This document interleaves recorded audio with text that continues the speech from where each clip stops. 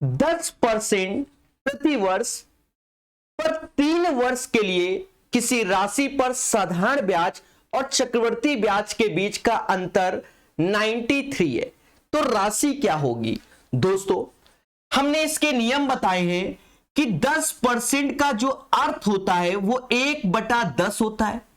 अगर हमें principal late करना है 3 साल के लिए तो 10 का क्यूब 1000 मान लो, क्योंकि ये हमने लेट किया है कि हमारा प्रिंसिपल 1000 है। अगर मैं इसका 10% लिखूं 1 साल का तो 10 आया, फिर 10% 100 आया, फिर इसका 10% 10 आएगा, फिर इसका 10% 1 आएगा। अब हमसे खुलकर कह रहा है 3 साल है तो जो रेशियो का गुणा करेंगे 3:3:1 का। याद रहे CI माइनस SI कह रहा है तो ये वाला पार्ट 3 साल का CI माइनस SI होगा जो कि 31 यूनिट हो गया। प्यारे दोस्तों इसी की वैल्यू 93 दी गई है, मतलब इसका 3 टाइम्स। तो इस 1000 का 3 टाइम्स कर दोगे 3000 is the right answer of this question. एक बात फिर से समझेंगे और मुस्कुराएंगे। हमसे कहता है कि 10% प्रति वर्ष पर 3 वर्ष के लिए किसी राशि पर साधारण ब्याज और चक्रवृद्धि ब्याज के बीच का अंतर क्या है। प्यारे दोस्तों हम जानते हैं कि 3 साल का CI का रेशियो 3:3:1 होता है और ये वाला पोर्शन हमारा साधारण ब्याज में काउंट होता है। 10% मतलब 1/10, 10 का क्यूब तो हमने इसका मूलधन 1000 माना, 10% से निकाला तो इसका जो ये वैल्यू आई वो 31 यूनिट आई। पर हमसे कहता है CI माइनस SI 93, तो जस्ट 3 गुना, इस वैल्यू का 3 गुना करोगी 3000 is the right answer of this question. मुस्कुराइए और नेक्स्ट क्वेश्चन की ओर चलिए। दोस्तों किताब में ये ऐसी ही भाषा में छपा हुआ क्वेश्चन है जिसे हम समझेंगे मुस्कुरा के। प्यारे दोस्तों पढ़ते रहो। जैसा कि आप जानते हो कि लास्ट टाइम लॉकडाउन जहां खत्म हुए लाइन से एग्जाम हुए, अर्थात आपको निरंतर पढ़ते रहना है और अपने को बिजी रखना है, अन्यथा आप परेशान हो जाओगे जीवन से। जी हां, तो बस आप अपने आप को बिजी कैसे रख सकते हो? सिर्फ पढ़ाई के माध्यम से, क्योंकि हम हैं स्टूडेंट, इसलिए समझो। जैसे ये क्वेश्चन और बीच में पता नहीं कौन सी भाषा है तो उससे डरना नहीं है। यदि समीकरण के मूल इतने हैं तो एक दूसरा समीकरण होगा जिसके मूल ये होने चाहिए, बस यही कहना चाहता है मासूम से दोस्तों। जैसे x² minus x minus 1 is equal to 0, इसके दो रूट्स हो गए अल्फा और बीटा। अगर सम ऑफ रूट्स की बात करें, मूलों का योगफल, तो -b/a, क्योंकि इसका comparison ax² bx plus c से होता है बच्चों, तो यहां पर -b/a, तो ये 1 हो जाएगा। और अल्फा इंटू बीटा, जो कि बच्चा जानता है कि c/a, तो ये माइनस का 1 हो जाएगा। हमसे खुलकर कह रहा है कि जो नया इक्वेशन है, जो कौन सी भाषा में लिखा वो बात की बात है, जो नया इक्वेशन है उसके roots alpha upon beta plus beta upon alpha होने चाहिए। कहने का अर्थ ये हुआ x² minus alpha upon beta and beta upon alpha x ऐसे, और इसी का गुणन मेरे मासूम से दोस्तों यहां हमें सॉल्व करना है। कंप्यूटर जी इस क्वेश्चन को हटाने का कष्ट कीजिए क्योंकि ये बच्चे मासूम हैं। देखिए अब करना क्या है कि x² ऐसे लिखना है, ये एलसीएम लिया तो α² प्लस β² अपॉन अल्फा और बीटा ऐसे लिखा, ये x लिखा और ये तो 1 हो गया, यहां पर 0 के बराबर है बच्चा, ये बात याद रखना। अब मैटर आया कि सर α² प्लस β² कैसे निकालें, तो you know the value of this one guys, alpha plus beta का होल स्क्वायर माइनस का 2 अल्फा बीटा ये होता है। देखा जाए अल्फा प्लस बीटा 1 है, उसका स्क्वायर 1 और माइनस माइनस प्लस, मतलब इसकी वैल्यू हो गई क्या 3। क्या हो गई बच्चों 3 हो गई, बोलो हां 3 हो गई। ऑप्शंस क्या है?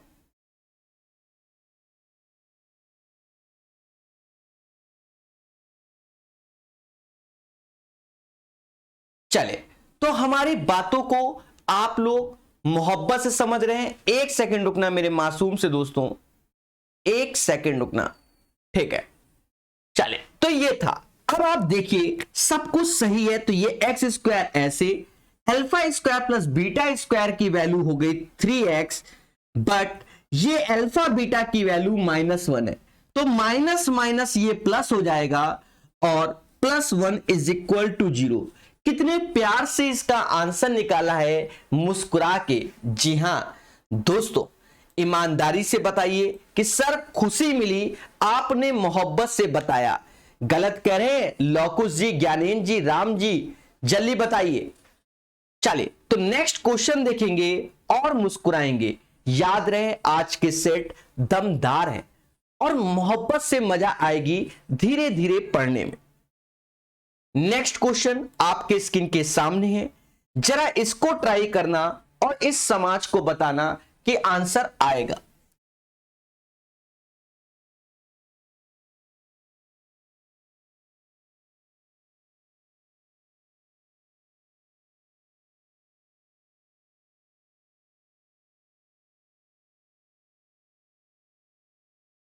मासूम से दोस्तों, क्वेश्चन नंबर 3 कहता क्या है?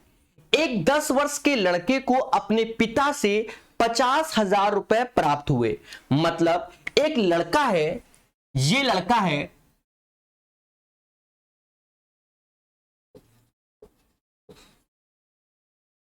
ये लड़का 10 वर्ष का है और इसको पिता से 50,000 रुपए प्राप्त हुए।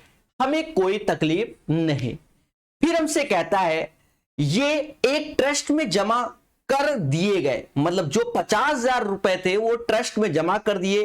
ट्रस्ट ने यह धन 4% वार्षिक साधारण ब्याज दर पे दिया, मतलब दे दिया, और ट्रस्ट उसे 1,200 रुपए प्रति वर्ष इस लड़के को देता है तथा ट्रस्ट का खर्चा 300 रुपए वार्षिक है।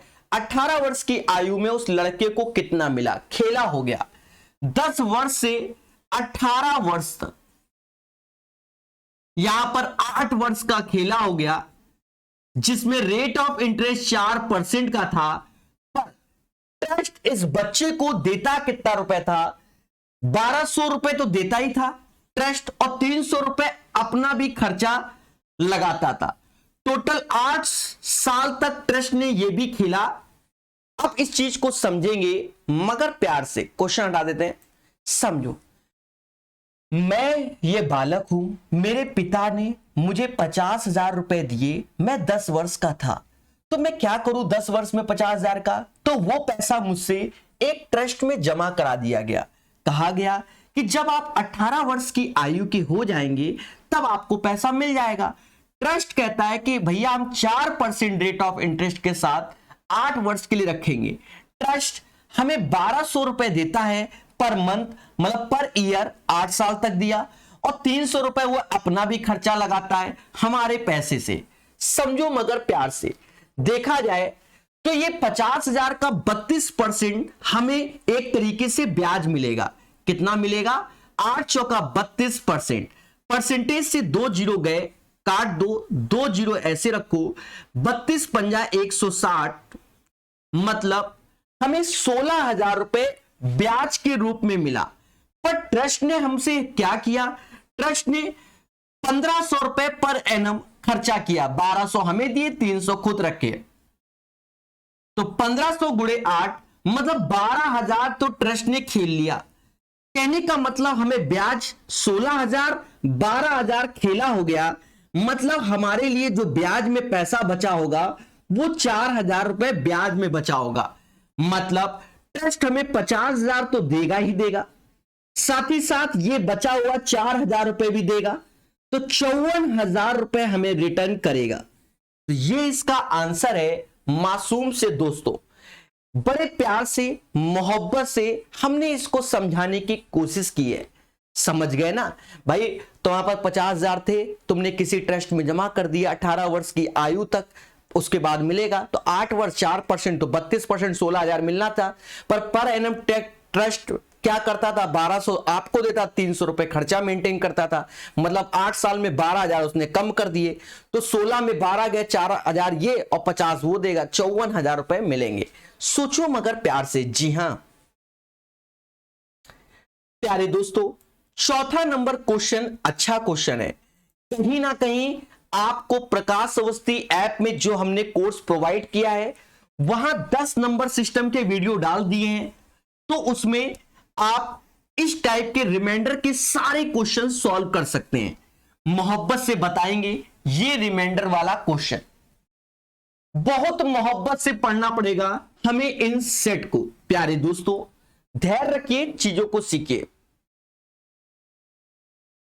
प्रकाश अवस्थी ऐप में समझो 10 की पावर 400/6 का शेषफल क्या होगा। दोस्तों समझो मगर प्यार से, देखो 10 की पावर 400/6 इसका तरीका होता है, तो क्वेश्चन हटाएंगे और मोहब्बत से एक ही बार में समझाएंगे। देखो 10 की पावर 400/6, तो यहां पर क्या 10 को हम 6 + 4 होल पावर 400/6 लिख सकते हैं। सर क्यों नहीं लिख सकते, इस 6 से ये चीज चली जाएगी तो बचेगा 4 की पावर 400/6। मासूम से दोस्तों कई बार हमने सिखाया है कि इससे एक 4 कॉमन ले लो, तो ऊपर बचा 4 की पावर 399 नीचे बचा 6। उसके बाद भी हमने इस समाज को बताया है कि 4/6 को आप लिख सकते हो 2/3 और 4 की पावर 399। अब आप तरीका देखो दोस्तों, ये तरीका देखो, जब 3 से 4 को भाग दोगे शेषफल 1 आएगा, और 1 की पावर कुछ भी हो तो कोई फर्क नहीं पड़ता। मतलब इससे जो वैल्यू आएगी वो 2/3 आएगी, क्योंकि यहां 4 में भाग दोगे 1 की पावर कुछ कोई फर्क नहीं पड़ता तो 2 आएगा। बट हमें जो शेषफल निकालना है वो 6 के रिस्पेक्ट में निकालना है, ना कि 3 के रिस्पेक्ट में। तो 2 का नीचे 2 का ऊपर गुणा करोगे तो 4/6 आएगा। तो इसका जो रिमाइंडर होगा, रिमाइंडर वो हमारा क्या आएगा बच्चों, वो हमारा 4 आएगा।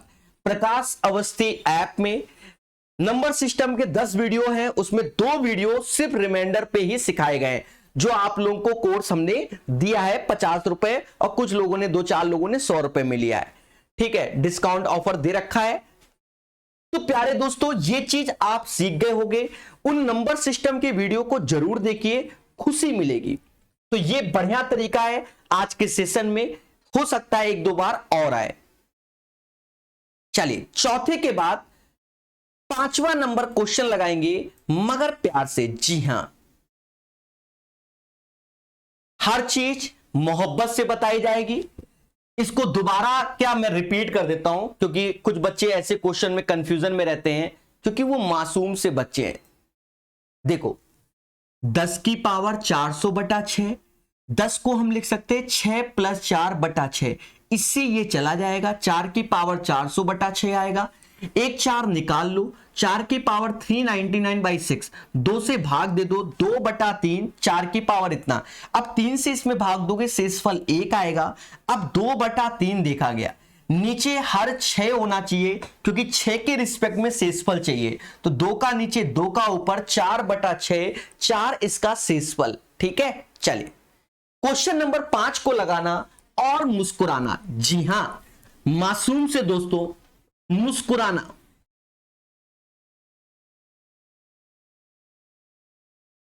पढ़ेंगे मगर प्यार से। कह रहा है 17% के लाभ पर जूते के जोड़े इतने पे बेचे गए, जूतों के जोड़े का क्रय मूल्य क्या है। दोस्तों आप खुद विचार कीजिए, कुछ नहीं, 17% लाभ बोला गया, 17% लाभ, मतलब सीपी हमेशा 100% होता है, you know guys.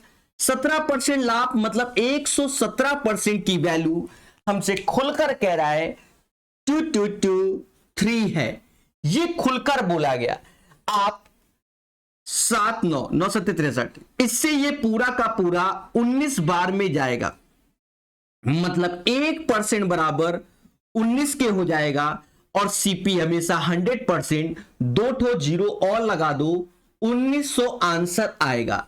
The right answer of this question guys 1900 हो जाएगा।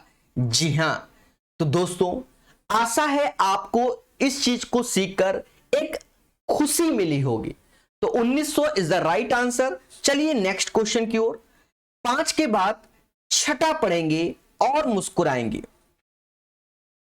ठीक है, चलिए मेंसुरेशन कराइए। यूट्यूब में हमने इतना मेंसुरेशन पढ़ा दिया है, आप उसे देखिए। जी हां, आर.एस. अग्रवाल का घटना चक्र एसएससी का, ठीक है, पूरा का पूरा टाइप वाइज करा रखा है मेंसुरेशन, और चीजों को मोहब्बत से पढ़ाया है यूट्यूब के इतिहास में। वाईसीटी मैथ का, ठीक है, कई चीजों का हमने मेंसुरेशन कंप्लीट किया। पहले उसको पढ़िए फिर आगे सोचिए।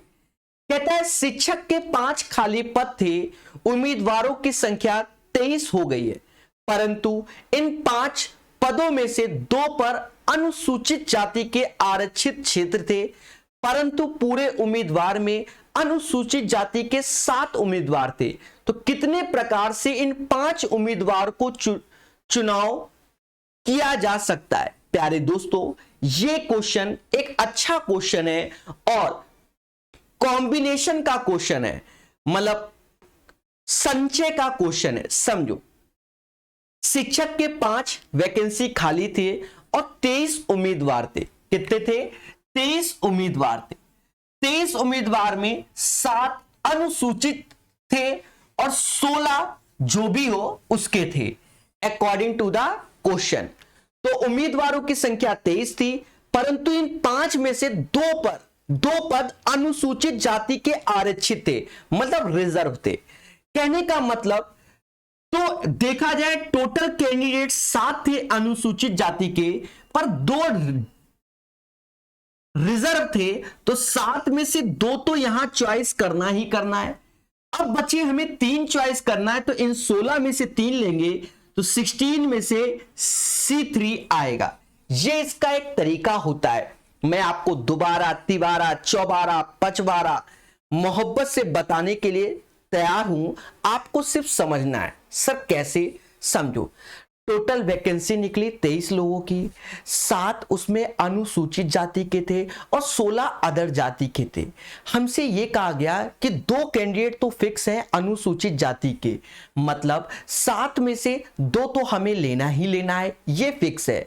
तो अब बचे 16 लोग अदर जाति में से, उनमें से 3, क्योंकि जो हमारी कमेटी है जिन हमें चॉइस करने हैं वो 5 शिक्षक चॉइस करने हैं।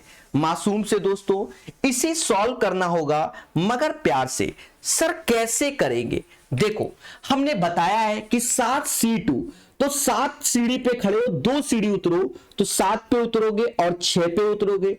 2 है, 2 फैक्टोरियल की वैल्यू नीचे 2 ही होती है। 16 सीढ़ी पे खड़े हो तो 3 सीढ़ी उतरोगे, तो 16, 15 और 14, और 3 फैक्टोरियल की वैल्यू 6 होती है।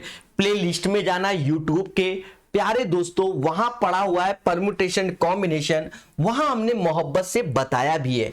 जी हां, कहते हैं 6 से ये वैल्यू गई, बोलो हां। 7 से ये 8 बार में गया, बोलो हां। 15 8 120 और 14 सत्ते कर लो, तो 14 सत्ते 98, 14 सत्ते 98 और 15 8 120। ऐसा ये समाज कहता है। 1 0 अंत में आएगा, दिख रहा होगा। 12 8 96, 9 हासिल, 12 9 108 और 9, 108 9 117, 11,760 इसका आंसर आएगा। मुस्कुराइए, क्योंकि हमने बहुत मासूम तरीके से सेट करा रहे, मुझे कहीं जल्दी नहीं है। क्यों? क्योंकि ये सेट बढ़िया सेट है बच्चा, ठीक है। इसमें हर सेट में कहीं ना कहीं परम्यूटेशन प्रोबेबिलिटी के क्वेश्चन दिए ही गए हैं, नई नई चीजें दी गई हैं और बढ़िया है प्रैक्टिस के माध्यम से। चलिए छठे के बाद 7वां क्वेश्चन, कहीं ना कहीं धैर्य रखकर हमें सीखना है और मोहब्बत से सीखना है। जी हां, प्रशांत जी, सिद्धांत जी, दिल्ली पुलिस, मेरे भाई समझ नहीं आ रहा है, सेशन को शुरुआत से देखिए और उसके बाद मुस्कुराइए। क्यों? क्योंकि ये 7वां नंबर सेट है। जब बच्चे घर में बैठकर सेट सॉल्व करते हैं, नहीं सॉल्व होता तब यूट्यूब पे देखते हैं, और कुछ डायरेक्ट देखते हैं। बहुत मोहब्बत से बता रहे हैं, कोशिश करो और सीखो। 7वां नंबर क्वेश्चन, जो कि एक अच्छा क्वेश्चन है प्यारे दोस्तों, भावनाओं में नहीं बहना और सीखना है। एक त्रिभुज एबीसी में बी एंगल 90 है। मतलब एक त्रिभुज बनाया हमने एबीसी और बी एंगल क्या है, 90 है अकॉर्डिंग टू द क्वेश्चन। फिर कहता है अब एबीसी तो ए बी ऐसे लिख दो, कोई दिक्कत नहीं।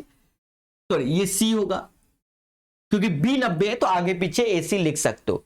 कहता है बीसी का मध्य बिंदु है डी, मतलब बीसी का मध्य बिंदु है डी।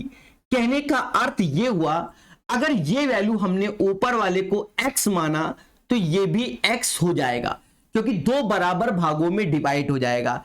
अगर एक मानोगे, ऐसा कर लो, एक ही एक ले लो। अगर हमने इसको एक माना तो ये भी एक ही हो जाएगा। ये बात याद रखना, क्योंकि मध्य बिंदु है। हमसे कहता है खुलकर कि भैया AC का स्क्वायर बराबर AD का स्क्वायर प्लस x CD का स्क्वायर, और हमसे इस x का मान पूछ रहा है। दोस्तों मोहब्बत से सीखेंगे, एक बार में क्वेश्चन हटाना पड़ेगा। देखो कैसे, एक चीज समझो, हमने ये लाइन ऐसे मिला दी और इसमें आप दो चीज देख सकते हो मगर प्यार से, कि DBA ये भुजा एक है, हाँ, और दूसरे में आप देखो, दूसरे में BAC तो ये भुजा दो है, जिससे आपको कोई कंफ्यूजन की होने की आशा ही नहीं है। अगर मैं इसमें पाइथागोरस लगाऊं तो BD का स्क्वायर तो ये तो एक ही बोल दो भाई, BD का स्क्वायर तो एक ही है। अच्छा BD का स्क्वायर एक ही है, या ऐसा कर लो कि एक की जगह आप कोई एक वैल्यू मान लो,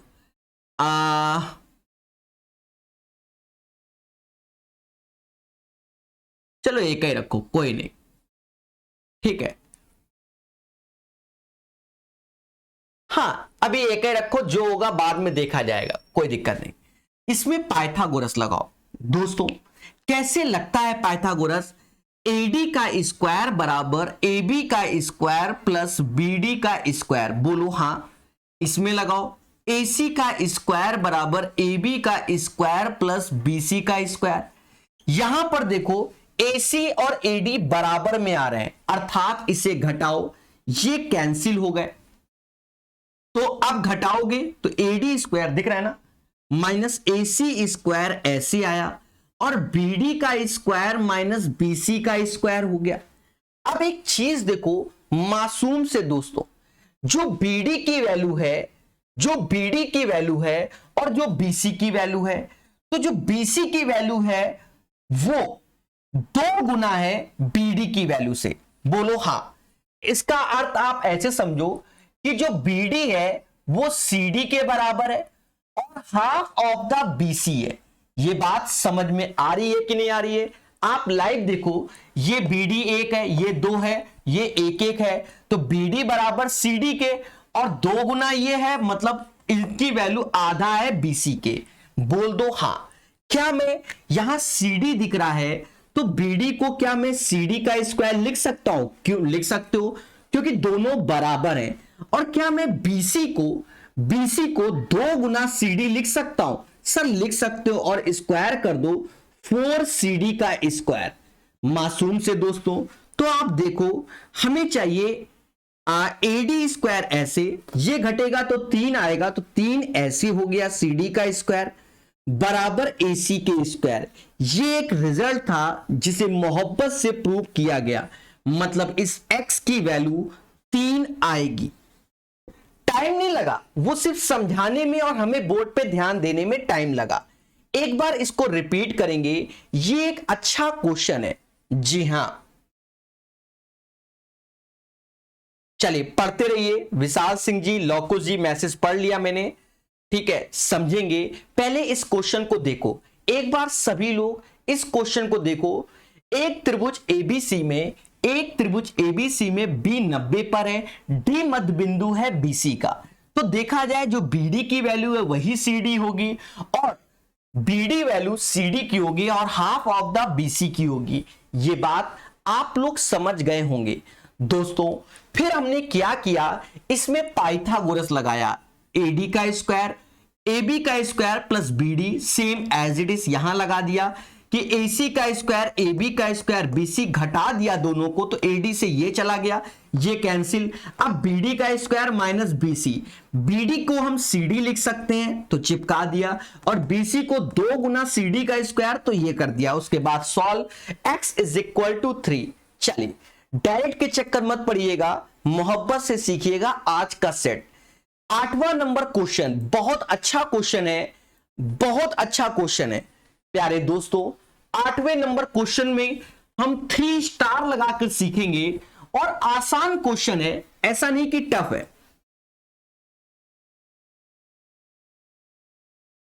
टफ नहीं है पर मोहब्बत से सीखेंगे। पहले इसको बेसिक से जानेंगे, बेसिक से समझना बहुत जरूरी है। कह रहा है ताजे अंगूर में 80% पानी है और सूखे अंगूर में 10% पानी है। देखो अगर फ्रेश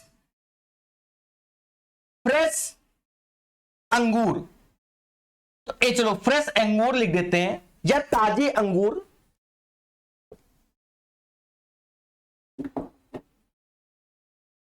ताजे अंगूर की बात करते हैं। अगर ताजे अंगूर की बात करते हैं तो हमसे खुल के कह रहा है कि 80% पानी है, 80% ताजे अंगूर में 80% पानी है, और 20% ड्राई प्लस, मतलब 20% इसमें सूखा हुआ भाग है। बोलो हां, ताजे अंगूर में 80% पानी है और 20% सूखा हुआ भाग है। जबकि सूखे अंगूर, जिसे ड्राई बोल सकते हैं या सूखा एस बोल देते हैं, सूखे अंगूर में 10% पानी है, 10% पानी है, तो 90% वो भाग होगा जो बिल्कुल सूखा होगा, ड्राई प्लस मतलब सूखा हुआ भाग। हमसे कहता है सूखे अंगूर का वजन 250 किलोग्राम है। सूखे अंगूर का वजन 250 ग्राम है, 1:9 के रेशियो से, 1:9 के रेशियो से। तो आपको कुछ नहीं करना है, सूखे अंगूर है हमारे पास 250 किलोग्राम, जिसमें 90% भाग हमारा सूखा हुआ होगा। 90% भाग क्या होगा, सूखा हुआ होगा, और उससे हमें अगर ताजा बनाना है तो उसमें ये 20% भाग होता है, मतलब x का 20% के बराबर होगा। इससे आसान तरीका होता ही नहीं है। परसेंटेज से परसेंटेज गया, 0 से 0 गया, 2 से ये 125 बार में गया। 125 नवैया कर लोगे तो 25 नवैया 225, 25 2 हासिल, 9 2 11, ये इसका आंसर हो जाएगा। एक बार फिर से समझो, one of the best question की श्रेणी में ये आता है। डरना नहीं है, चीजों को समझना है। देखिए हम चाहते तो डायरेक्ट पहली लाइन पे ही लिख देते हैं और आपको हम पहली लाइन पे ही सिखा देते हैं, चिंता मत करो।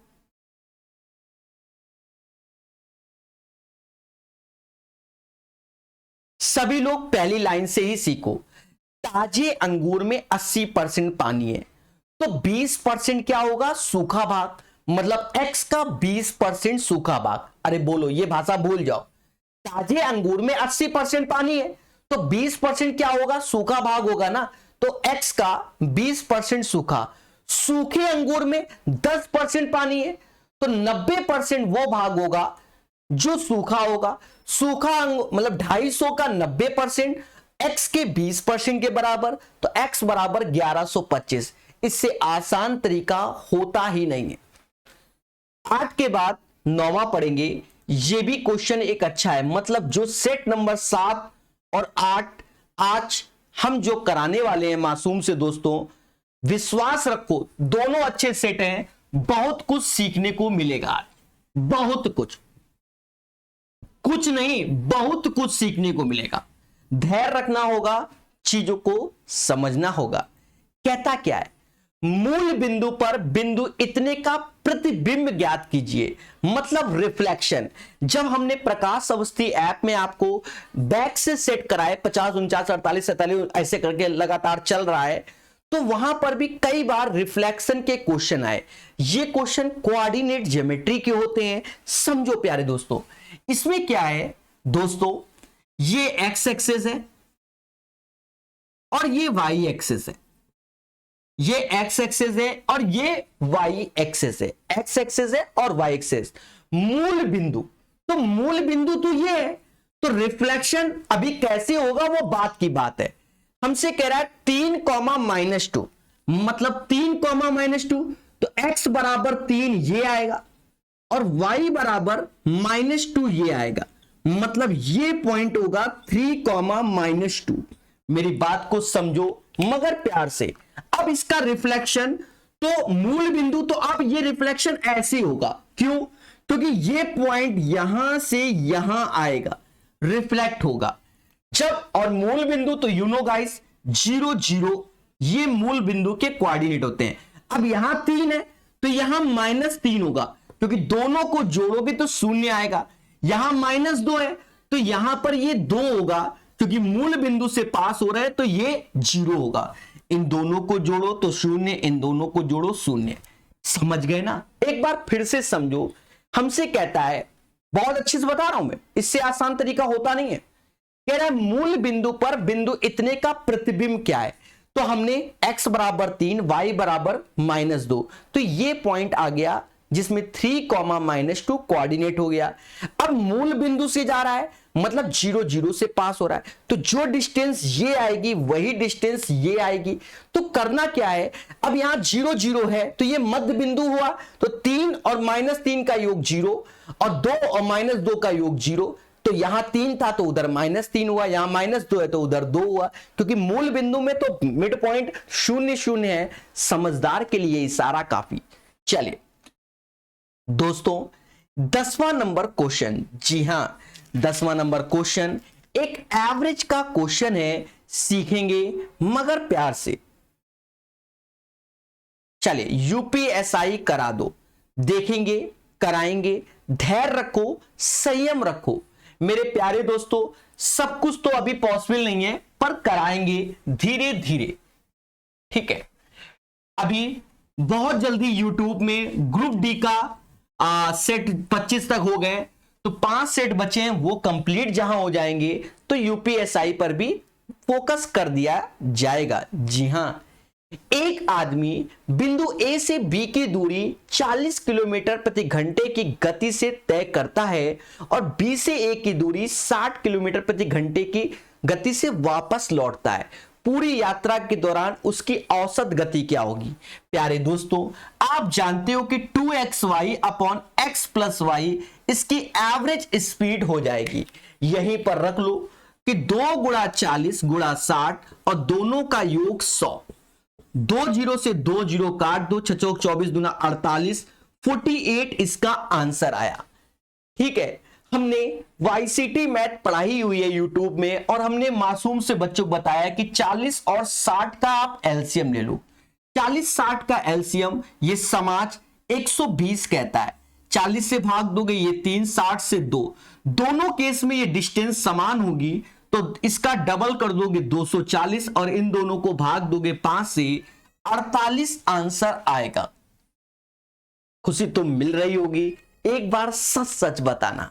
चले 10 के बाद 11 नंबर करेंगे। एक अच्छा और खतरनाक क्वेश्चन आया, कहीं ना कहीं इन 50 सेट में 100 के आसपास परमुटेशन और प्रोबेबिलिटी के क्वेश्चन हैं, जिन्हें निरंतर मोहब्बत से समझाया जा रहा है। और 100 क्वेश्चन बहुत होता है कि हम सारे कॉन्सेप्ट सीख जाएंगे, ठीक है।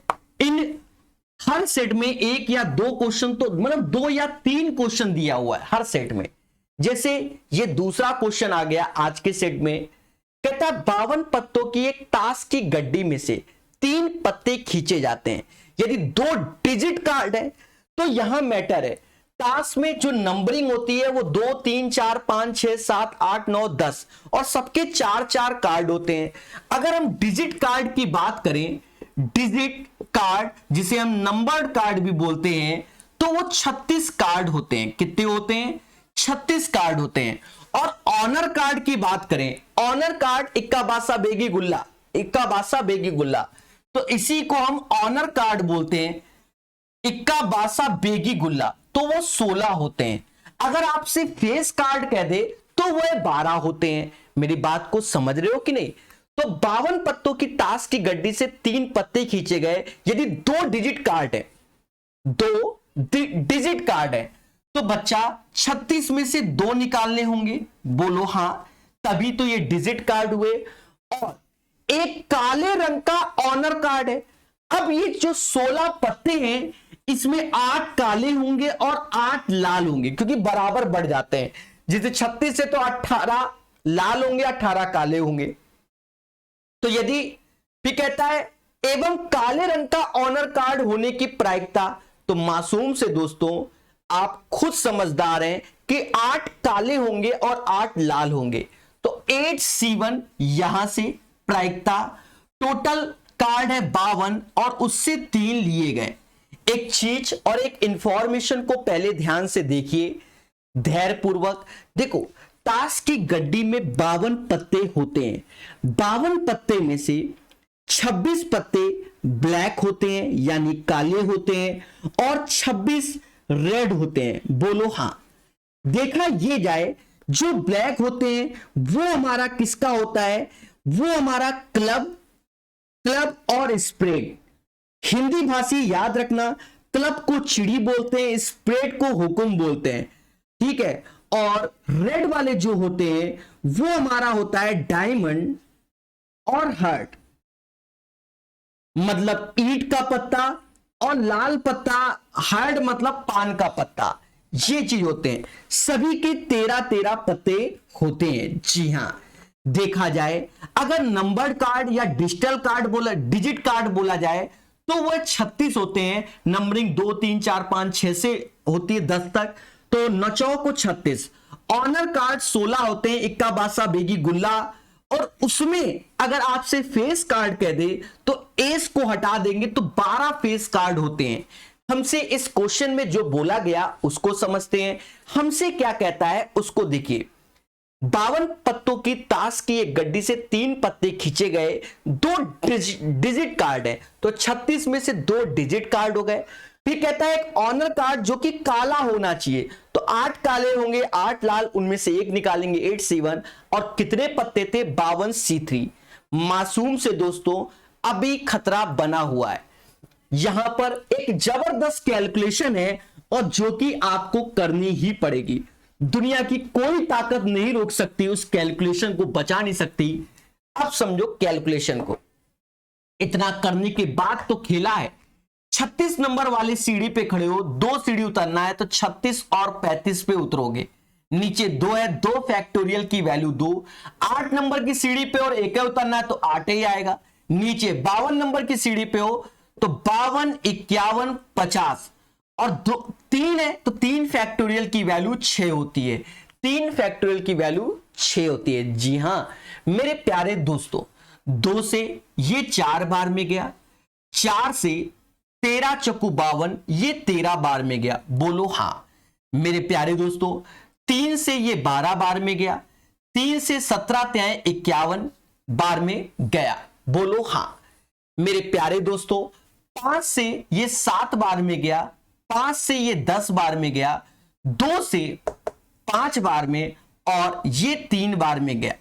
अब कैलकुलेशन जिसने सीखा वही बादशाह। दोस्तों ऊपर देखा जाए 12 और 7 है, ये 3 भी ऊपर गया, सावधानी हटी, दुर्घटना घटी। 13 गुणे 17 गुणे 5 ये हो गया। ऊपर वाली वैल्यू का गुणा, क्योंकि अब कुछ भी नहीं कटेगा। 21 गुणे 12, तो 21 दूना 42, 2 4 हासिल, 21 और 4 25, ऊपर 252 आएगा। अब ऑप्शन में देख लो किसके ऊपर 252 है। एक ही ऑप्शन है, तो नीचे 1105 ही होगा। और वैसे भी लग भी रहा है कि 1105 ही होगा, क्योंकि 15 का स्क्वायर माइनस 4 गुणे 5 करोगे 1105 ही आता है। ठीक है, तो ये इसका एक अच्छा आंसर था मासूम से दोस्तों। सेट जबरदस्त है, खतरनाक है और मोहब्बत से बताया जाएगा। कोई बात नहीं मेरे प्यारे दोस्तों, ठीक है। रंजोई जी, बोलो मगर प्यार से। तो ये बढ़िया क्वेश्चन था, मासूम सा टीचर सिखाता हुआ। खतरा बहुत है आज के सेट में। आज जो ये दो सेट होंगे 7 नंबर और 8 नंबर, वास्तव में अच्छे सेट है, हाई लेवल क्वेश्चन है। और ये सारे क्वेश्चन एक सेट में पेपर में नहीं आएंगे जो आप ये सोच रहे हो, पर ये अच्छे क्वेश्चंस हैं तो कराए जा रहे हैं। समझ गए ना? क्या तो सारे क्वेश्चन भैया तो प्रैक्टिस क्लास है। अब प्रैक्टिस क्लास में अब ऐसा तो है नहीं कि हलवा क्वेश्चन हो, ये लो लॉलीपॉप खा लो। भैया खुद ही सोचो, उस पर विचार करो। और इसलिए हम बहुत प्यार से बता रहे हैं, हमें कोई जल्दी नहीं है, चाहे बच्चा जितना सोचे। हां, क्योंकि सेट अभी जो दूसरा सेट है उसमें भी बहुत खतरनाक एक्सीडेंट वाले क्वेश्चन है ट्रेन के। समझ गए ना? बहुत है खतरनाक क्वेश्चन, कराएंगे मगर प्यार से। समझो 12 नंबर क्वेश्चन कहता है 12 किलोमीटर प्रति घंटे की गति से जा रही एक रेलगाड़ी समांतर पटरी पर उसी दिशा पे 54 किलोमीटर प्रति घंटे की गति से जा रही 192 मीटर लंबे रेल के पास पहुंच जाती है। अब एक चीज समझो, जब कोई ट्रेन किसी मैन पोल फ्लैग ट्री को क्रॉस करती है तो अपनी ही लेंथ को क्रॉस करती है, और जब कोई ट्रेन किसी प्लेटफॉर्म को क्रॉस करती है तो अपनी ही लेंथ को क्रॉस करती है।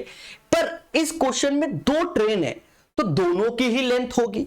दोनों की लेंथ जब भी ये एक दूसरे को क्रॉस करेंगे तो अपनी लेंथ को तो जोड़ के ही चलेंगी। मेरी बात को समझना मगर प्यार से। तो पहली जो कंडीशन है कि वो, पहली कंडीशन में क्या है कि 72 किलोमीटर प्रति घंटा और 54 किलोमीटर प्रति घंटा, पर डायरेक्शन सेम है। समझो, जो इसकी कंडीशन है उसके हिसाब समझा दे रहे हैं।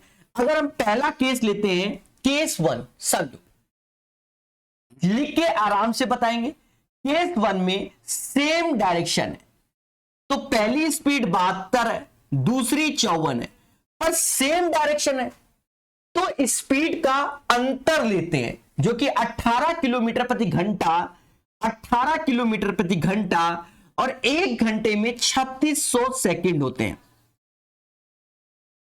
एक घंटे में 3600 सेकंड होते हैं, जिसमें 18,000 मीटर चलेगी। 18,000 मीटर चलेगी, बोलो हां।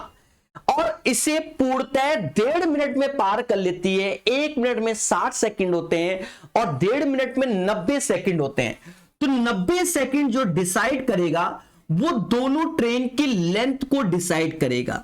यह तरीका होता है।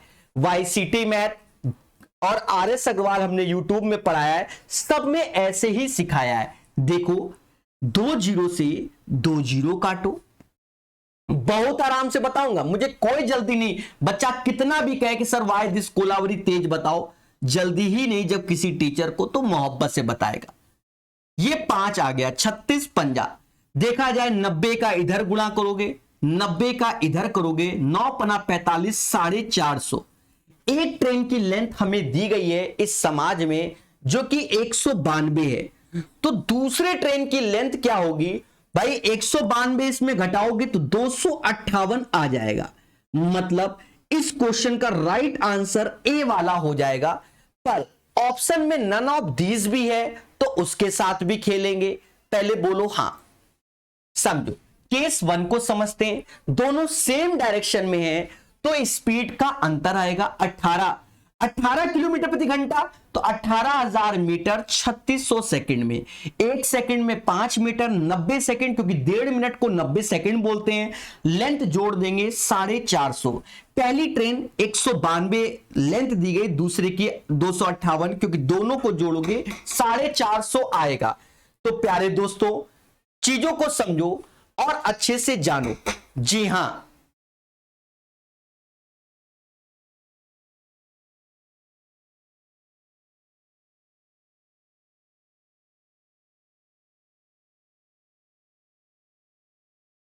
केस 1 की हेल्प से आप लोग जान गए होंगे कि 258 मतलब options number A is the right answer होगा। बट अगर हम केस 2 की बात करें तो उसके माध्यम से हम आगे चलेंगे और कहीं ना कहीं समय को निकालेंगे। तो प्यारे दोस्तों, केस 1 क्लियर हो गया। अब समझते हैं केस 2 को। याद रहे ये सेट अच्छी है और इनमें बहुत कुछ सीखने को मिलता है। जी हां, ध्यान देना केस 2 को। केस 2 क्या कहता है? अच्छा, एक चीज याद रखना, ट्रेन L1 पहले की लेंथ हमें मालूम चल गई है, L1 बराबर 192 गिवन है, और L2 अभी हमने केस 2 से निकाला है शायद 258, राइट। अब चीजों को समझेंगे मगर प्यार से। कहता है यदि दोनों गाड़ियां विपरीत दिशा में जा रही हो तो कितने समय में एक दूसरे को पार कर जाएंगी? प्यारे दोस्तों, विपरीत डायरेक्शन में जा रही हैं तो इस केस में हम लोग क्या करेंगे, स्पीड को जोड़ेंगे। एक स्पीड हमें 54 किलोमीटर प्रति घंटा दी गई है और दूसरी हमें 72 दी गई है। दोनों को अगर आप जोड़ेंगे तो 126 किलोमीटर प्रति घंटा आएगा। मतलब एक घंटे में 3600 सेकंड होते हैं, और दोनों को आपने जोड़ा क्योंकि अपोजिट डायरेक्शन है, 126 किलोमीटर प्रति घंटा, तो 126,000 मीटर आ जाएगा। याद रहे इस क्वेश्चन में ट्रेन की लेंथ जुड़ती रहेगी, इसको जोड़ोगे 450 मीटर। 450 मीटर में कितना समय लग रहा है? x समय लग रहा है, और यही हमें निकालना है। दोस्तों ऐसा कर लो, 2 जीरो से 2 जीरो काट लो, 9 से ये 4 बार में जाएगा, 9 से ये जाएगा कितनी बार में? तो 90 और 36 14 बार में जाएगा। बोलो हाँ। फिर उसके बाद आप ऐसा कर सकते हो कि 2 से भी जाएगा, 7 से भी जाएगा। बोलो हाँ। मतलब 18 दूनी होता है, 18 सत्ते होता है। मेरे प्यारे दोस्तों याद रहे ये जीरो बरकरार है, जीरो 140 तो ये 70 आएगा, ठीक है। याद रहे 2/x ऐसे लिखा और 70/450 ऐसे लिखा। जीरो से जीरो काटा, 45 दूना 90, 90/7 ये x का मान आएगा। अब इसे आप ईमानदारी से भाग दो, 12 सत्ते 84 होता है, 12 सत्ते 84 मतलब भाग दोगे तो 12 पॉइंट, ऑप्शंस को देखकर हम लिख दे रहे हैं 12.86 सेकेंड, यही इसका आंसर आएगा। तो ये क्वेश्चन अच्छा क्वेश्चन था। याद रहे ऐसा है नहीं कि सारे सेट डिफिकल्ट आए, ये हम लोग सेट प्रैक्टिस कर रहे हैं तो इनमें अच्छे अच्छे क्वेश्चंस हैं और उन्हें हमें सीखना चाहिए। तो समझ गए होगे, अपोजिट डायरेक्शन में स्पीड जुड़ जाएगी तो बस ये जोड़ोगे 450 मीटर, हमें यही का समय चाहिए, और दोनों को जोड़ोगे तो 126 किलोमीटर प्रति घंटा, तो 126 किलोमीटर तो 3 जीरो, घंटे में 3600 सेकंड होते हैं। बाकी कैलकुलेट देम। चले, बढ़िया क्वेश्चन था, और इसका केस 1 से ही आंसर 258 करके आप निकाल के छोड़ सकते हैं। 13 नंबर क्वेश्चन, ये भी क्वेश्चन एक अच्छा श्रेणी का क्वेश्चन है, तो हमें धैर्य, संयम और विवेक से सीखना ही पड़ेगा। बहुत आराम से और धीरे धीरे हमें सीखना पड़ेगा। जी हां, कहता है एक समतल सड़क के ऊपर एक हवाई जहाज जाने से सड़क पर समान दिशा में स्थित दो बिंदुओं के अवनमन कोण 45 से 30 हो जाते हैं और दोनों बिंदुओं के बीच की दूरी 1.61 किलोमीटर है। तो भूमि से जहाज की लगभग दूरी क्या होगी? भूमि से जहाज की लगभग दूरी। प्यारे दोस्तों, कुल मिलाकर आप डायग्राम को समझो, 45 से 30 तो मतलब ये 30 और ये 45 जो पिलर की ओर जाएंगे, ठीक है। अब 45 देखते ही रेशियो 1:1 आ गया और 30 देखते ही रेशियो √3:1 आ गया। बोलो हाँ, हमें ये दूरी दी गई है और इसके अकॉर्डिंग ये √3 - 1 यूनिट हो जाएगा और ये दूरी हमें दी गई है 1.61।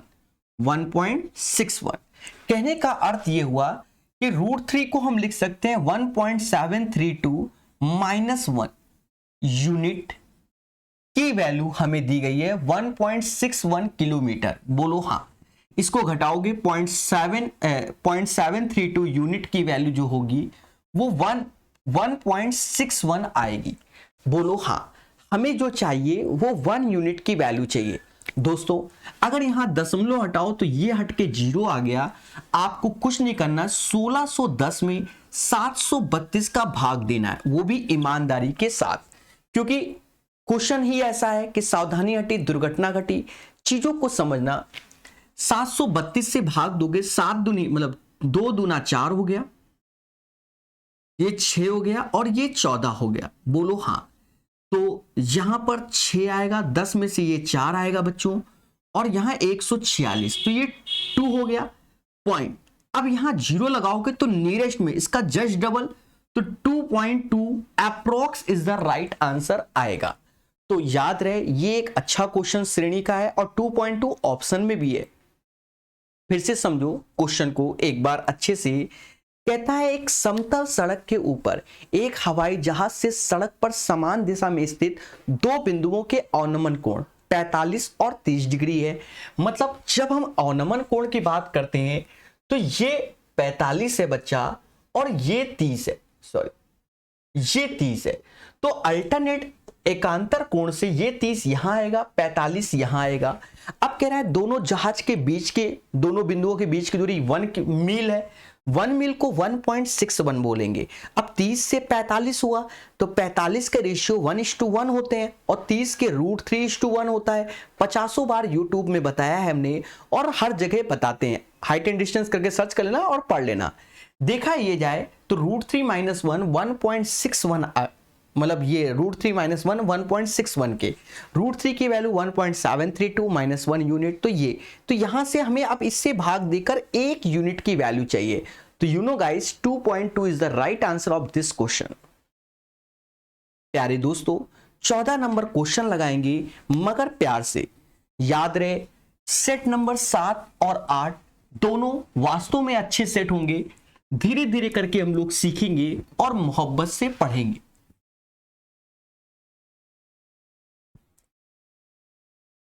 कहता है ए और बी अपने हिस्से के रूप में 4000 और सी 2000 प्राप्त करता है।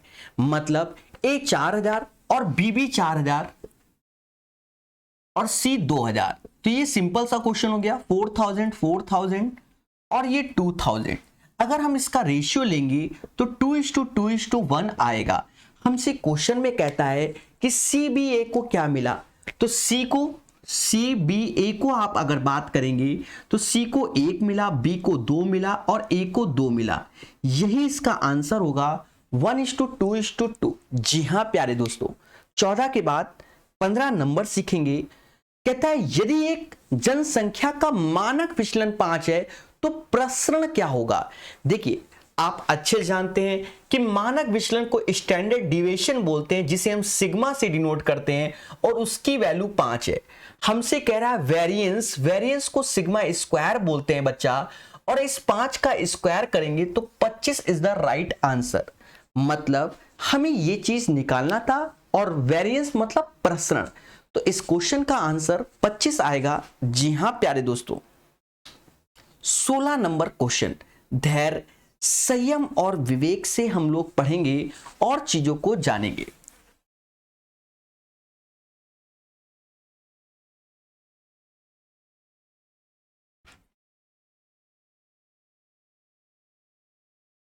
कहता है एक जार में दूध तथा पानी 3:1 के अनुपात में है।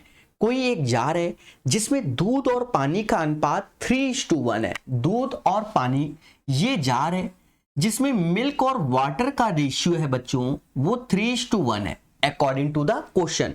कहता है जब इस जार से 4 लीटर मिश्रण निकाला गया, तो जब 4 लीटर आप मिश्रण निकाल दोगे तो ये जो 4 लीटर निकलने के बाद जार में मिश्रण होगा, मिल्क और वाटर का जो रेशियो होगा वो 3:1 होगा। बट ये इनिशियल कंडीशन है, स्टार्टिंग की है, इससे जब भी कोई मिक्सचर निकालोगे रेशियो में उतना ही रहेगा। फिर हमसे कहता है 4 लीटर निकालने के बाद 3 लीटर शुद्ध दूध मिला दिया जाता है।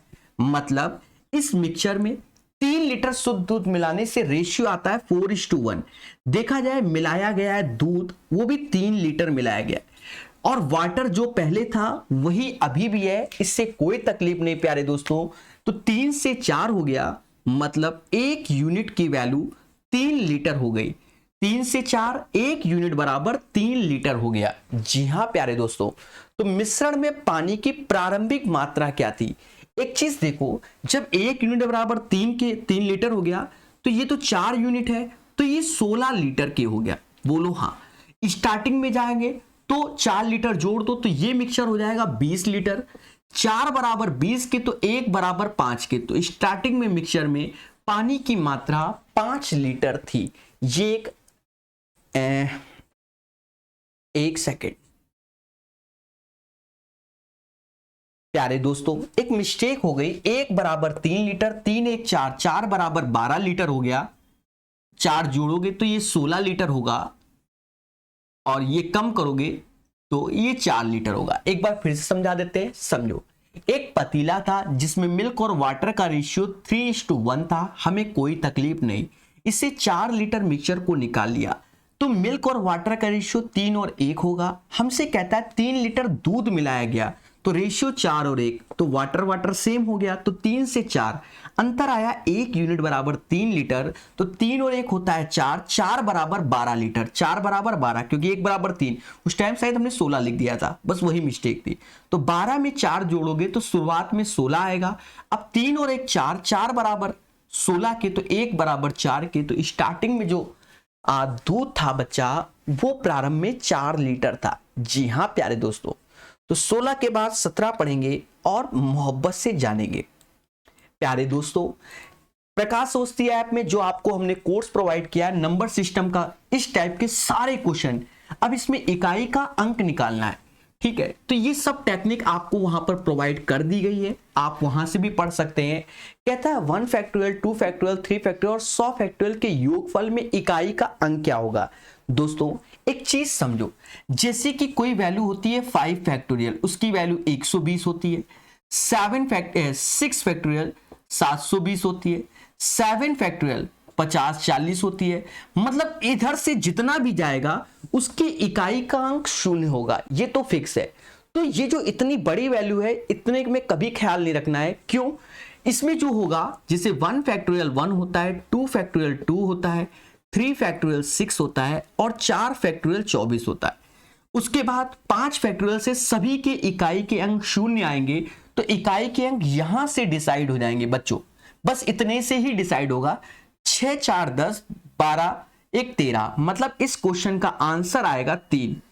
3 इज द राइट आंसर, मतलब 3 इसका इकाई का अंक होगा। एक बार फिर से समझाते हैं, देखो क्वेश्चन कहता है 1 factorial 2 factorial 3 factorial and so on 100 factorial तक, कहता है इकाई का अंक बताइए।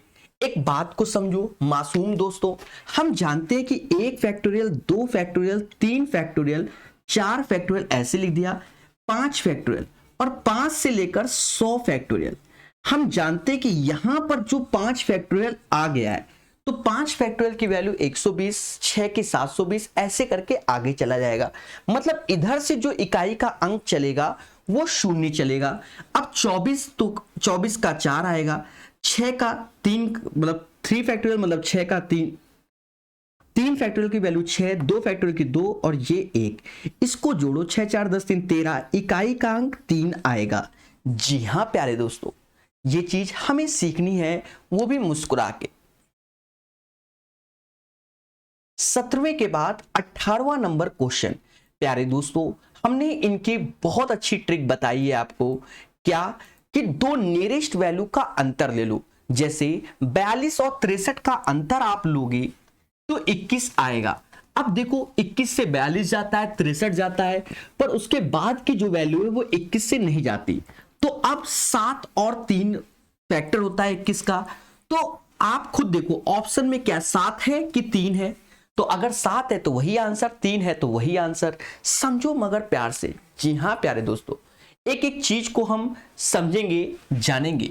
क्या लिखा है 42 63 140 ऐसा लिखा हुआ है, ये सारी चीजें लिखी हुई हैं प्यारे दोस्तों।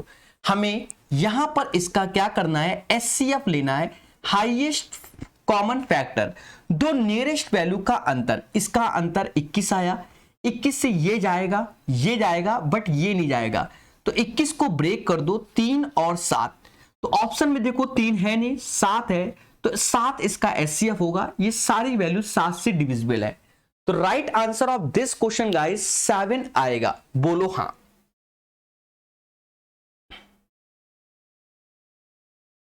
क्वेश्चन नंबर 19 को समझेंगे मगर प्यार से। जी हां प्यारे दोस्तों, तो सभी लोग धैर्य रखिएगा, संयम और विवेक रखकर 19 नंबर क्वेश्चन को देखिए। कहता है ए बी से 4 गुना अधिक तेज काम करता है। ए बी से 4 गुना अधिक तेज काम करता है, मतलब जो इनकी कार्य क्षमता है एफिशिएंसी, ए की कार्य क्षमता बी से 4 गुना है, तो 4:1 का रेशियो। इसका मतलब अगर हम टाइम की बात करें तो 1:4 का रेशियो हो जाएगा, क्योंकि efficiency inversely proportional to time होता है, इसलिए वह एक काम को बी की तुलना में 60 दिन पहले कम कर लेता है। तो सीधी सी बात है कि ए की कार्य क्षमता ज्यादा है तो वो जल्दी काम कर लेगा। तो दोनों का अंतर 3 है, यही 3 बराबर 60 दिन के। प्यारे दोस्तों, देखा जाए ए 20 दिन लेगा और बी 80 दिन लेगा अकॉर्डिंग टू द क्वेश्चन। अब हमसे कहता है यदि वे एक साथ काम करे तो कितने दिन में, तो देखा जाए 20-80 का एलसीएम 80 ही आएगा बच्चों, और 4 और 1 5 से भाग दोगे 16 दिन आंसर आएगा। यूथ में भी ऐसे पढ़ाया है हमने, आप उसे देखिए और खुश में रहिए। एक बार फिर से बताते हैं, ए बी से 4 गुना अधिक तेज है, मतलब ए की कार्य क्षमता 4 है, बी की कार्य क्षमता 1 है, समय उसका इनवर्सली प्रोपोर्शनल होता है 1:4। ठीक है, समझ गए होंगे। तो देखा जाए दोनों के बीच का समय का अंतर 3 है, 3 बराबर 60 दिन, 1 बराबर 20 दिन, 4 बराबर 80। एलसीएम लोगे 20-80 का तो 80 दिन आएगा। क्षमता दोनों की 5 है, भाग दोगे 16 दिन इज द राइट आंसर। चलिए 19 के बाद हम लोग 20 नंबर क्वेश्चन लगाएंगे। इसका आंसर तो बच्चा जानता है कि 1 ही होगा, प्यार से समझाएंगे अच्छा लगेगा। जी हां प्यारे दोस्तों, इसका आंसर 1 ही होगा और प्यार से समझो। हमसे कहता है tan 5 degree, tan 25 degree, tan 45, tan 65, tan 85 का मान क्या होगा।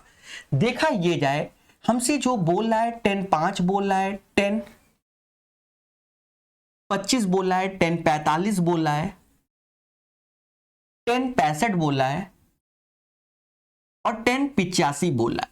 प्यारे दोस्तों, एक बात को समझो मगर प्यार से, ये वैल्यू और ये वैल्यू का जो योग होगा, मतलब ऐसा नहीं, एक्चुअल में आप ये समझिए कि tan θ1 और tan θ2 ये वैल्यू एक तब होती है जब θ1 प्लस θ2 90 डिग्री के बराबर होता है। जी हां प्यारे दोस्तों, θ1 प्लस θ2 की जो वैल्यू होगी वो 90 डिग्री के बराबर होगी, तब होता है।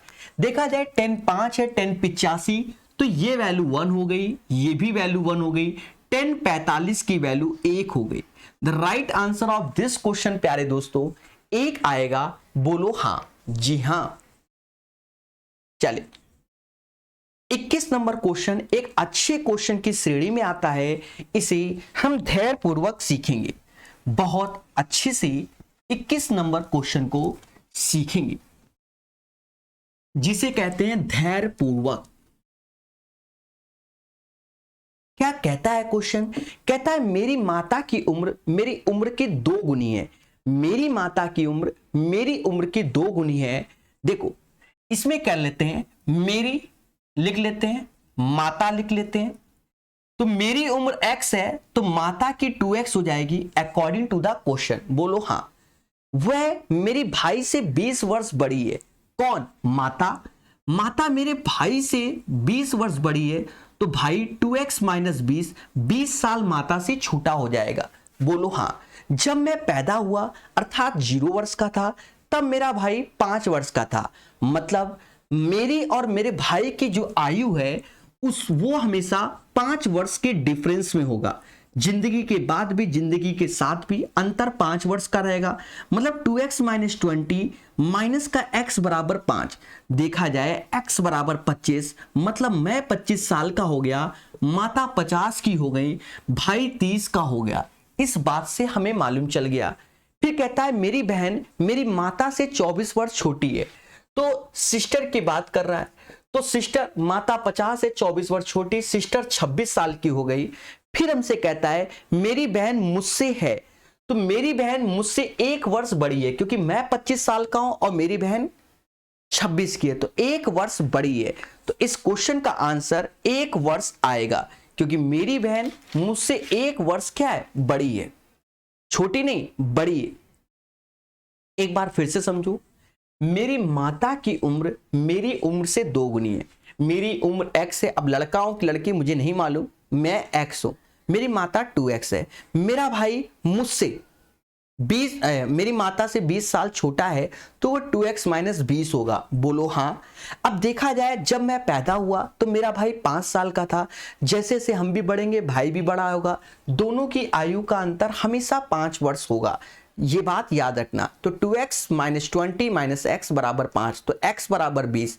अब मेरी बहन, मेरी माता 24 साल छोटी है, तो बहन 26 साल की हो गई, और मेरी बहन मुझसे 1 साल बड़ी है, तो आंसर समझ गए होंगे। दोस्तों, क्वेश्चन नंबर 22 को समझेंगे मगर प्यार से, थोड़ा सा धैर्य रखिएगा, चीजों को समझिएगा, तो आपको क्या मिलेगी, खुशी मिलेगी। प्यारे दोस्तों, क्वेश्चन नंबर 22 को समझना पड़ेगा। जी हां,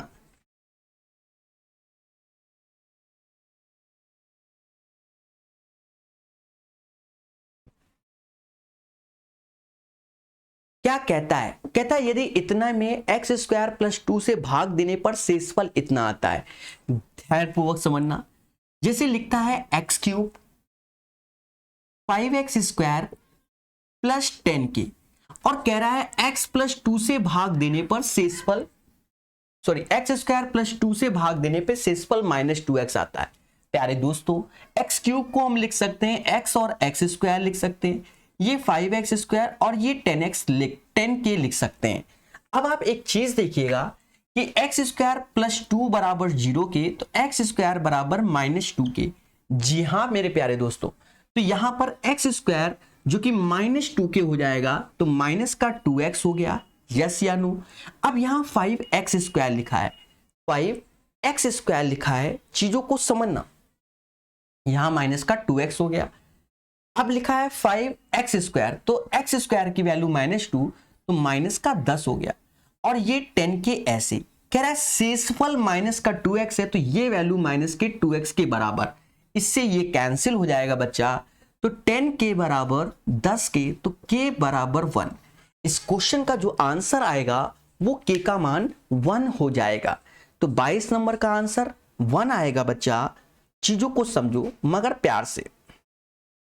23 नंबर क्वेश्चन, ये क्वेश्चन एक अच्छा क्वेश्चन है, और मैं ये कहूंगा कि जब भी इतनी सारी कंडीशन हो तो आप जनरल मेथड से करो, क्योंकि कभी गलत नहीं होगा। पेपर में प्रेशर ज्यादा होता है बच्चों के माइंड में, तो हम इसको बड़े मोहब्बत से जनरल वे में बताएंगे, कम समय में जनरल वे में सॉल्व हो जाएगा। आप धैर्य रखिएगा। कहता है 3 व्यक्ति ABC का औसत 84 है, तो आप टोटल लिख दो ABC 84, 3 8 3 24 और 12, 252 आ गया। 84 × 3 करोगे, इस टीम में एक D के शामिल होने से औसत अब 80 हो जाता है, तो अब 4 लोग हो गए, ABCD हो गए बच्चा, और औसत 80, तो 8 चौका 32, 320 हो जाएगा। अगर हमें यहां पर D की आयु चाहिए होगी, तो D की जो आयु होगी वो 320 से 52 को घटाना पड़ेगा, कहीं ना कहीं 68 वर्ष का हो जाएगा D। 320 से 252 घटाओगे। फिर हमसे कहता है क्या, यदि एक अन्य व्यक्ति E जिसका भार D से 3 किलो अधिक है, मतलब E का भार 3 किलो अधिक है, तो 71 किलोग्राम हो जाएगा, किलो है, वो A का स्थान ले लेता है, A का स्थान ले लेता है, मतलब A की जगह अब E आ जाएगा, और BCD ऐसे रखेंगे। फिर हमसे खुलकर कहता है कि अब 79 kg इसका औसत हो जाएगा, तो 79 चौका, तो 8 चौका 32, 320 में से 4 कम कर दो, 320 में से 4 कम कर दो, 316 हो जाएगा। तो हमसे कहता है A का भार कितना है। प्यारे दोस्तों, E का भार 71 है, तो A का भार 75 होगा। सर ऐसे कैसे बता दिया आपने। दोस्तों BCD सेम है, बोलो हाँ। जब इसको घटाओगे तो अंतर 4 आएगा, ये 71 का है, ये 71, तो अंतर 4 आएगा, और ये 71 घटाने में ये माइनस का होगा, उधर जाएगा प्लस का, इसलिए A 75 का आएगा। बात को समझो भाई, बीसीडी सेम है, यहां 320 यहां 316, इसका मतलब ये 71 + 4 75 होगा। इसलिए इसको ऐसे करोगे तो जल्दी हो जाएगा और आपको संतुष्टि मिलेगी। फेमस क्वेश्चन है मार्केट का, इसलिए नॉट ए बिग डील, इसको ऐसे ही सीखो। चलिए 75 के बाद मतलब अब 24 नंबर क्वेश्चन फुल्ली कैलकुलेटिव नहीं है, कॉन्सेप्चुअल है, आपको भाषा पे ध्यान देना पड़ेगा। ये सेट वास्तव में अच्छा है और इसके बाद वाला सेट भी अच्छा ही है। धैर्य रखिएगा। एक सिलेंडर की ऊंचाई आधार के त्रिज्या के समान है, मतलब एक सिलेंडर है जिसकी ऊंचाई आधार की त्रिज्या के समान है, हमें कोई आपत्ति नहीं। तो सिलेंडर का आयतन πr²h जो कि re होगा, ये सिलेंडर का आयतन हो गया। फिर हमसे कहता है एक खोखले गोले की बाहरी त्रिज्या सिलेंडर के आधार की त्रिज्या के समान है, मतलब आधार की त्रिज्या के समान है, ये खोखला गोला है, ठीक है। एक खोखले गोले की बाहरी त्रिज्या सिलेंडर के आधार की त्रिज्या के समान है, कोई दिक्कत नहीं। और जबकि आंतरिक त्रिज्या आधी है, मतलब ये अंदर वाली r/2 है। तो हमसे कहता है खोखले गोले के मतलब सिलेंडर का आयतन और खोखले गोले का आयतन। अच्छा, इसका आयतन हम जानते हैं कि 4/3 पाई r1 का क्यूब माइनस r2 का क्यूब ऐसे होता है। प्यारे दोस्तों, जब ये ऐसे होता है तो ये v1 हटा दीजिए, अब 4/3 पाई ऐसे लिख दीजिए। r1 की वैल्यू तो r ही है बच्चा, तो r का क्यूब, और r2 का क्यूब करोगे तो r का क्यूब बटा 8 हो जाएगा। r क्यूब काट दीजिए, पाई से पाई काट दीजिए, मतलब 1:4/3 ऐसे लिखिएगा। फिर आप देखिएगा इसका एलसीएम लोगे, 8 में से 1 गया, 7 आया, 7/8 हो जाएगा। जी हाँ प्यारे दोस्तों, 4 से ये 2 बार में गया तो रेशियो आ गया 6:7। बहुत अच्छा सेट है, set number 7। Right answer of this question 6:7 हो गया। 24 के बाद 25 नंबर, तो ये आंकड़े पे मतलब डीआई है, निम्न चार्ट 2012 में भारत के विभिन्न राज्यों में चावल की खपत के आंकड़े दर्शाता है। अब चार्ट हमें देखना पड़ेगा, ये चार्ट है मासूम से दोस्तों, चीजों को समझेंगे और आंसर बता देंगे इस समाज को कि इस क्वेश्चन का आंसर क्या आएगा। जी हां दोस्तों,